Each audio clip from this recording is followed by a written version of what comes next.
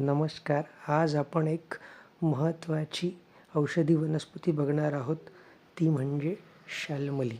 शाल्मलीचा हा अत्यंत सुंदर असा वृक्ष आपल्याला साधारण जानेवारी ते मार्च म्हणजे वसंत ऋतूत अशा गडद लाल रंगाच्या फुलांनी बहरलेला पाहायला मिळतो. वसंतात पानगळ झाल्यामुळे फक्त फुलांनी बहरलेला हा वृक्ष आपल्याला कोकणात मोठ्या प्रमाणात, तसेच ताम्हिणी घाटात अगदी रस्त्याच्या दुतर्फा अनेक वृक्ष आपल्याला पाहायला मिळतात.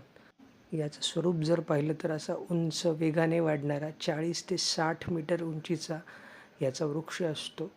आणि त्याचं महत्त्वाचं आयडेंटिफिकेशन म्हणजे याची फुलं. ही फुलं जी आहेत ती अशी मांसल पाकळ्या असलेली साधारण 5 पाकळ्या असतात, ज्या मध्यभागी एक ट्यूब लाईक स्ट्रक्चर तयार करतात आणि ह्याच्यामध्ये पाणी साठतं आणि हे पाणी पिण्यासाठी अनेक पक्षी ह्या झाडाजवळ येत असतात.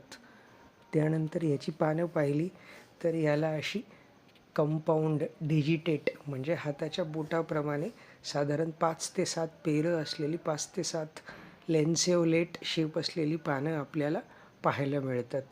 त्या व्यतिरिक्त ह्याच्या फळांचा आकार हा असा कॅप्सूलप्रमाणे लंबगोलाकार अशी याची सुरुवातीला हिरव्या रंगाची आणि नंतर तपकिरी रंगाची होणारी अशी वुडी हार्ड अशी फळं असतात आणि या फळांमध्ये कॉटनप्रमाणे सिल्की स्ट्रक्चर असतं. त्यामुळेच ह्याला सिल्क कॉटन ट्री असं म्हटलं जातं. आणि ह्या कॉटन लाईक स्ट्रक्चर्समध्ये अनेक गडद ब्राऊन कलरच्या बिया असतात. याचं आणखीन एक महत्त्वाचं वैशिष्ट्य म्हणजे ह्याच्या खोडावर आणि फांद्यावर असे कोनिकल शेपचे काटे आपल्याला सापडतात आणि हे सुद्धा शाल्मलीचं एक महत्त्वपूर्ण उपयुक्त अंग आहे. ह्याचा वापर पिंपल्स मुखदूषिकेंमध्ये बाहेरून लेप लावण्यासाठी केला जातो.